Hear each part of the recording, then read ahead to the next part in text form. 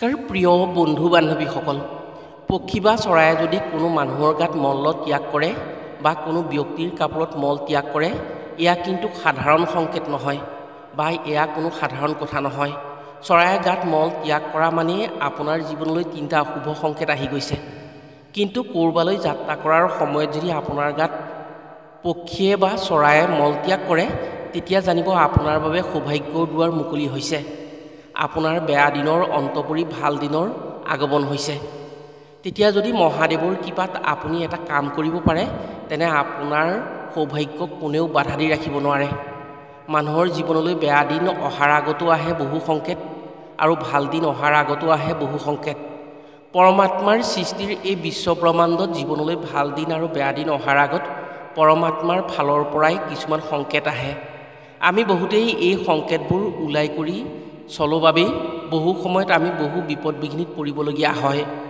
প্ৰতিজন মানুহেই সময়ে সময়ে পৰমাত্মাৰ বিভিন্ন পৰীক্ষাৰ সন্মুখীন হ'বলগীয়া হয় কেতিয়াবা দুখ হয় বা কেতিয়াবা সুখ হয় যদি আপুনি ভাল দিন অহাৰ আগত পোৱা সংকেতসমূহ বা বেয়া দিন অহাৰ আগত পোৱা সংকেতসমূহ জানি থ'ব পাৰে তেনে আপুনি এজন ভাগ্যশালী ব্যক্তি হৈ সদায় সুখ শান্তি আৰু ঐশ্বৰ্য বিভূতিৰে সুখী হৈ থাকিব পাৰিব আজিৰ ভিডিঅ'ত আমি আপোনাক জনাম এজন ব্যক্তিৰ জীৱনলৈ ভাল দিন অহাৰ আগত পৰমাত্মাৰ ফালৰ পৰা কি কি সংকেত আহে আৰু সেই সংকেত পালে কি কি কাম কৰিব লাগে যদি জীৱনলৈ বেয়া দিন বা বিপদ বিঘিনি আহে তেতিয়া ব্যক্তিক পৰমাত্মাৰ ফালৰ পৰা কেনেকৈ আগজাননী দিয়া হয় শাস্ত্ৰ অনুসৰি এই পৃথিৱীত যিমান জীৱ আছে সকলোবোৰ পৰমাত্মাৰ ইচ্ছাৰ দ্বাৰাই সৃষ্টি দুখ সুখ সকলোবোৰ পৰমাত্মাৰ দ্বাৰাই নিৰ্ধাৰিত হয় সেয়েহে ভাল বা বেয়া দিন অহাৰ আগত কিছুমান সংকেতৰ জৰিয়তে সতৰ্ক হোৱাৰ সুযোগ দিয়ে পৰমাত্মাই কিন্তু সেই সংকেত বুজি নোপোৱাৰ বাবে বা নজনাৰ বাবে আমি বহু সময়ত ডাঙৰ বিপদৰ মুখামুখি হ'বলগীয়া হয়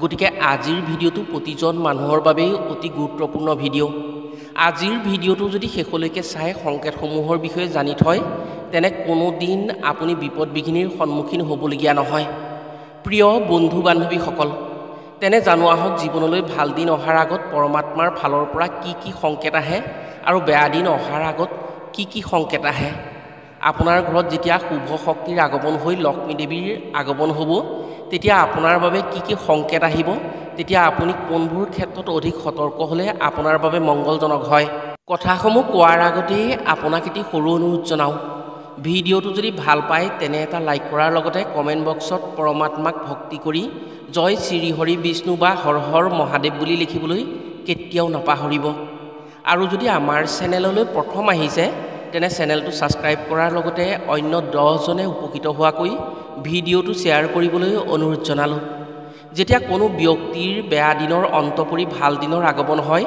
প্ৰথমে তেওঁ ঘৰৰ চৌহদত থকা গছ গছনিৰ পৰাই ভাল দিনৰ আৰম্ভ হয় চৌহদলৈ বা ঘৰলৈ এক যোগাত্মক শক্তিৰ প্ৰভাৱ আহিব আৰু সেই যোগাত্মক শক্তিৰ প্ৰভাৱত চৌহদৰ গছ বনবোৰ সেউজীয়া হৈ উঠিব তেওঁ ঘৰৰ চোতাললৈ বনৰীয়া পক্ষীৰ আগমন হয় যদি আপোনাৰ লগত এই সংকেত পাইছে তেনে নিশ্চিতভাৱে আপোনাৰ বাবে ভাল দিনৰ আগমন হৈছে আপুনি কৰবালৈ যাত্ৰা কৰি যোৱাৰ সময়ত বা ঘৰৰ চৌহদৰ বাহিৰ হোৱাৰ সময়ত যদি নেউলে আপোনাৰ ৰাস্তা কাটে বা নেউল দেখা পায় তেনে নেউলৰ দৃষ্টি যদি আপোনাৰ গাত পৰে তেন্তে নিশ্চয় ভাবিব আপোনাৰ বাবে ভাল দিনৰ আগমন হৈ গৈছে আপোনাৰ উন্নতিৰ দিন আহি গৈছে নেউলৰ এনে সংকেত বিজয় হোৱাৰ সংকেত দিয়ে ইয়াৰ উপৰিও যদি যাত্ৰাৰ পথত কুকুৰ বা মেকুৰীয়ে পানী খোৱা দেখা পায় সেই যাত্ৰাত আপোনাৰ ধন টকা পইচাৰ লাভ হ'ব এনে সংকেতত লক্ষ্মী দেৱীৰ কৃপা লাভ কৰাৰ সংকেত সূচায় যদি কেতিয়াবা আপুনি কাৰোবাক পইচা দিওঁতে হাতৰ পৰা পইচা সৰি মাটিত পৰে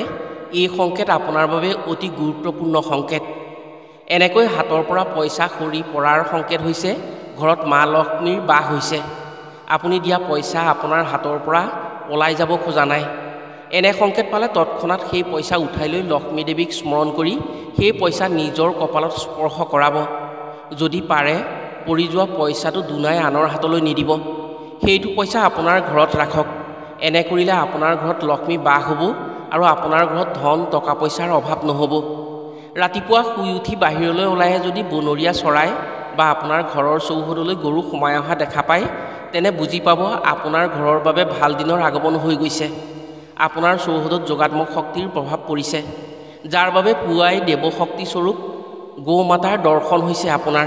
সেই দিনটোত যদি আপুনি নতুন কোনো কামৰ আৰম্ভণি কৰিব পাৰে তেনে আপোনাৰ কামৰ লাভ দুগুণ হ'ব। এই সংকেত ধন প্ৰাপ্তিৰ কৰা সংকেত। আপুনি যদি এই সংকেত পায় আপুনি নিশ্চিতভাৱে জানিব পাৰিব আপোনাৰ ক্ষেত্ৰত লক্ষ্মী দেৱীৰ কৃপা পৰিছে, আপোনাৰ জীৱনলৈ ধন টকা পইচাৰ আগমন হ'ব বিচাৰিছে। যদি কোনো ব্যক্তিয়ে সপোনত ৰাস্তাৰে গৈ থকা হাতী দেখে, সেই হাতীয়ে যদি সেই ব্যক্তিৰ দিশে চাই সুৰ দাঙি দিয়ে বা সপোনত দেখা হাতী যদি ঘৰৰ চৌহদলৈ সোমাই আহে তেনে সেই ব্যক্তিৰ ক্ষেত্ৰত ৰাজভোগৰ সুবিধা আহে। সেইজন ব্যক্তিয়ে আগন্তুক দিনত ধন সম্পদৰ গৰাকী হ'ব পাৰে। ইয়াৰ উপৰিও যদি কোনো ব্যক্তিয়ে সপোনত ধন টকা পইচা বা সোণ হীৰা আদি দেখা পায় তেনে নিশ্চিতভাৱে সেই ব্যক্তিৰ জীৱনত বাস্তৱত ধন টকা পইচাৰ আগমন হয়। এনে সংকেত সপোনত দেখা মাত্ৰকেই লক্ষ্মী দেৱীক ধন্যবাদ জনাই সৎকৰ্মত মনোনিৱেশ কৰিব লাগে।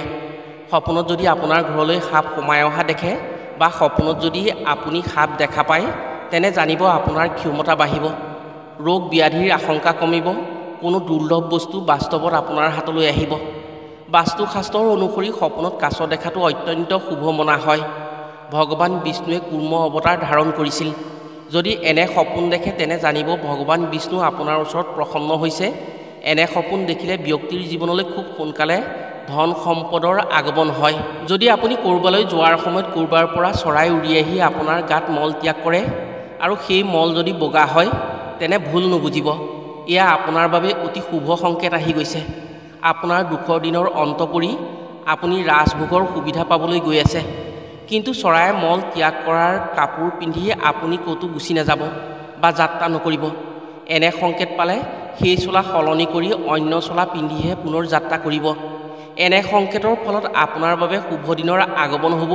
কিন্তু চৰাইয়ে যদি ক'লা বা অন্য ৰঙৰ মল ত্যাগ কৰে আপোনাৰ গাত তেতিয়া নিশ্চিতভাৱে আপোনাৰ বাবে সেই যাত্ৰা বাতিল কৰিব লাগিব। চৰাইয়ে যদি যাত্ৰাৰ পথত বগা ৰঙৰ বাদে অন্য ৰঙৰ মল ত্যাগ কৰিলে শনি ৰাহু কেতুৰ অশুভ প্ৰভাৱ থকাৰ সংকেত সূচায়। যদি বগা মল ত্যাগ কৰে তেনে আপোনাৰ সৌভাগ্য উদয় হোৱাৰ সংকেত আহে। শাস্ত্ৰ অনুসৰি যাত্ৰাৰ পথত সাপ বা বান্দৰ দেখা পোৱাটো অতি শুভ সংকেত। যদি সোমবাৰৰ দিনটোত ক'ৰবালৈ বা কিবা কাৰণত যাত্ৰা কৰাৰ সময়ত সাপ দেখা পায় আৰু মংগলবাৰৰ দিনটোত যাত্ৰা কৰাৰ সময়ত বান্দৰ দেখা পোৱা হয় তেনে সেই সংকেত অধিক ভাগ্যশালী সংকেত। এনে সংকেত অতি ভাগ্যৱানজনৰ বাবেহে হয়। যদি কিবা নতুন সম্পত্তি ল'বলৈ যাওঁতে এনে সংকেত পায় বা চাকৰিৰ ক্ষেত্ৰত ব্যৱসায়ৰ ক্ষেত্ৰত যাওঁতে এই দুটা বাৰত এনে সংকেত পায় তেনে আপোনাৰ যাত্ৰাত যি কামত গৈছে সেই কৰ্মৰ সফলতা পাব। কোনো শক্তিয়ে আপোনাৰ সেই কৰ্মত বাধা দিব নোৱাৰে।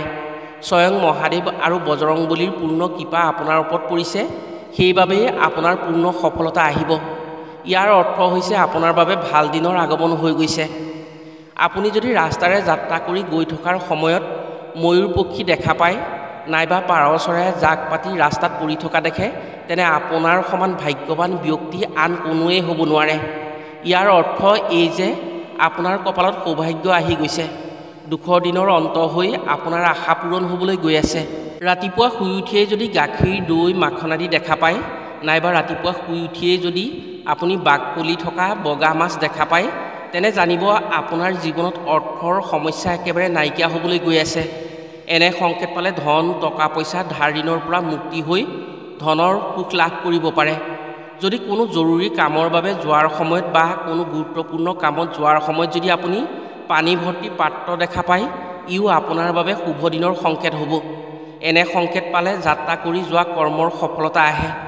প্ৰিয় বন্ধু বান্ধৱীসকল, যদি কেতিয়াবা সপোনত দাঁত সৰা দেখে কিন্তু ই একেবাৰে বেয়া সংকেত। যদি সপোনত দাঁত সৰা দেখা পায় তেনে সেইদিনা কোনো দূৰণিবতীয়া যাত্ৰাত নোযোৱাই ভাল। এনে সংকেতে দুৰ্ঘটনাৰ সূচায়। এনে সংকেত পাই যদি গুচি যোৱা হয় তেনেহ'লে বিপদ বিঘিনি হয়। সপোনত যদি বিবাহৰ বৰযাত্ৰী ওলাই যোৱা দেখে, নদীৰ গৰাখহা দেখে বা বানপানী অহা দেখা পায় স্বপ্নশাস্ত্ৰ অনুসৰি ই অতি অশুভ লক্ষণ। এনে সংকেত পালে কাজিয়া পেচাল ৰোগ ব্যাধিৰ আশংকা আহে। যদি কোনো ব্যক্তিৰ গাত পখিলা পৰে বাৰে বাৰে খেদাৰ পাছতো যদি পখিলা ঘূৰি ঘূৰি আহি সেই ব্যক্তিৰ গাত পৰে তেনে নিশ্চিতভাৱে সেই ব্যক্তিৰ দ্বাৰা কোনো মহৎ কাম হ'বলৈ গৈ আছে। সেই ব্যক্তিৰ দ্বাৰা মাংগলিক কাৰ্য সিদ্ধিৰ সংকেত আহে। ক'ৰবাত যাওঁতে যদি কোনো ব্যক্তিয়ে বাটত ধন টকা পইচা হেৰাই পায় স্বপ্নশাস্ত্ৰ মতে এই সংকেত অতি শুভ সংকেত হিচাপে ধৰা হয়। যদি কেতিয়াবা আপোনাৰ ঘৰৰ মুধচত কাউৰী পৰি কোলাহল কৰি চিঞৰ বাখৰ কৰা দেখা পায়, এয়া কিন্তু একেবাৰে অশুভ সংকেত। এই সংকেতে ব্যক্তিৰ অসুস্থতাৰ সংকেত দিয়ে। কেতিয়াবা এনে সংকেতে মৃত্যুৰ বাৰ্তাও বহন কৰে। যদি ৰাতিপুৱা মহিলাই গা ধুই উঠি ফোট লোৱাৰ সময়ত হাতৰ পৰা সেন্দুৰৰ টেমা মাটিত সৰি পৰে, তেনে সেই মহিলাৰ বাবে বেয়া দিনৰ সূচনা হয়। এনে সংকেত স্বামীৰ বেয়া দিনৰ সংকেত দিয়ে। এনে সংকেত পালে স্বামীৰ দীৰ্ঘায়ু কামনা কৰি মহাদেৱৰ ওচৰত বন্তি জ্বলাব লাগে। প্ৰিয় বন্ধু বান্ধৱীসকল, এনে সংকেতসমূহ পালে সংকেত অনুসৰি সাৱধান নহ'লে কেতিয়াবা ডাঙৰ বিপদৰ সন্মুখীন হ'বলগীয়া হয়। আশা কৰিছোঁ এই সংকেতসমূহৰ জৰিয়তে নিশ্চয় উপকৃত হ'ব পাৰিব। আজিলৈ ভিডিঅ'টো ইমানতে সামৰিছোঁ। পুনৰ অন্য এটি ভিডিঅ'ৰ জৰিয়তে লগ পোৱাৰ আশাৰে আজিলৈ আহোঁ।